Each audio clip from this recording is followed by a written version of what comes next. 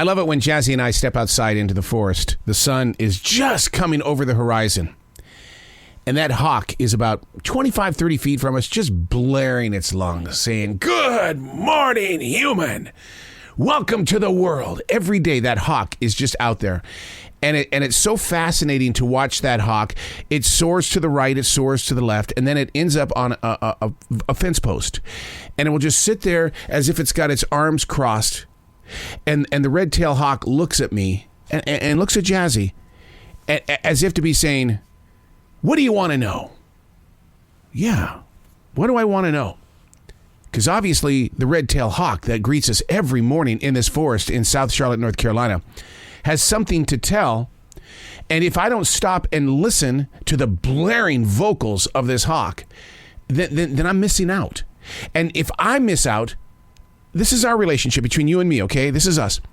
If I miss out on something in this forest, then I feel like I'm failing you in the way of I could have picked up to share with you. Because what that hawk is trying to tell us might be something you need in your life today. And I guess that's just how weird I am. That's the Nidra in me, the meditation that I study, the Native American spirituality that I bring to life in my everyday, the universal spirituality, God, Jesus. You say it. You don't have to, but there's got to be something there in that moment for that hawk to meet us every single morning. Because that hawk, I guarantee you, is not crossing its wings in front of its bold chest, and it's not saying, What? I was okay till you got out here. That hawk's not saying that. It's saying, what do you want to know? Hey, it's Arrow. This is The Choice. This is what I was writing while the sun was waking up on a brilliant new day. Today we are reading from June 10th, 2022. I write about really weird stuff. I'm not going to lie to you. I think it's because I'm a stream thinker where you allow the universe to move through you and you write in those moments. In fact, I was with an author yesterday, and I do invite you to go back and listen to this conversation because we had a real one-on-one moment. I was with Gracie Kim, who is a young adult author who's on her second book of a trilogy, and we talked about how much she is having a horrible time with this third book.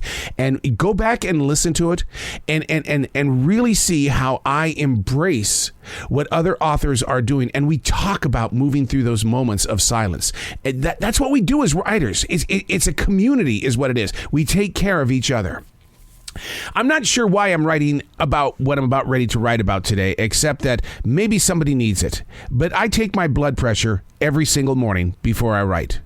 A man told me the other day, hey, there's a trick you can do before taking your blood pressure that'll always give you lower numbers. I sat there and I thought, what? A trick that I can do to guarantee I'm always going to get lower numbers when I take my blood pressure. This reminds me so much of the Native American dream catcher. You know what that is, right? A lot of them are dangling from rearview mirrors in cars. If you knew the real story, you wouldn't treat things the way that you do.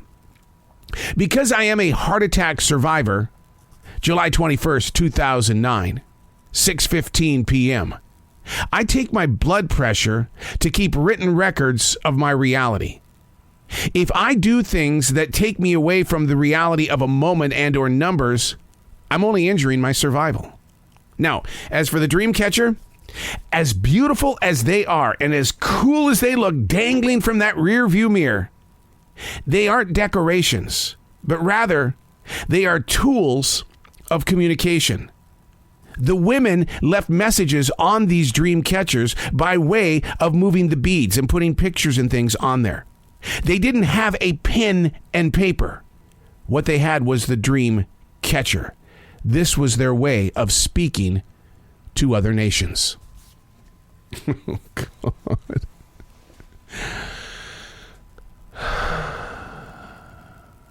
I want to sit in a circle one day to hear your story.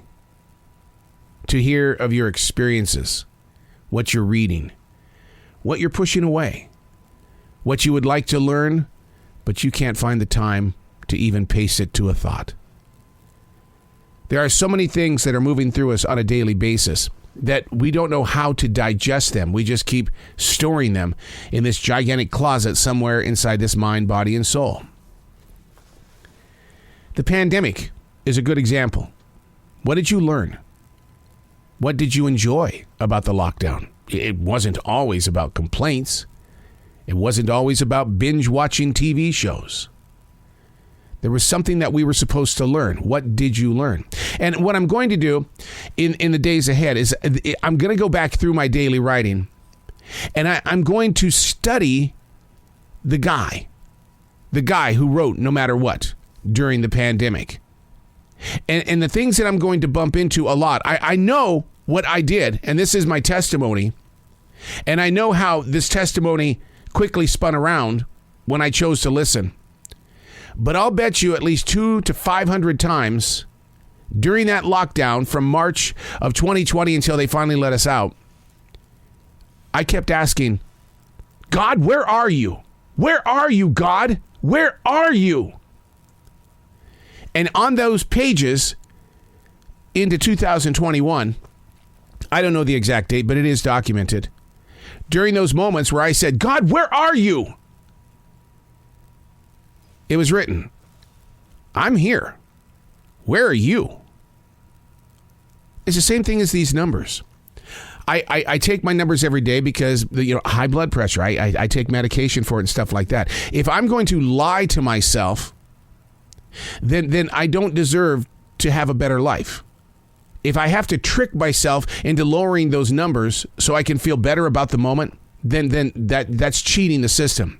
The same thing with the dream catcher. I have dream catchers inside the studio with messages on them so that when I'm having one of those moments, I can look to that dream catcher and see the message that was put on that dream catcher by a woman sharing communication.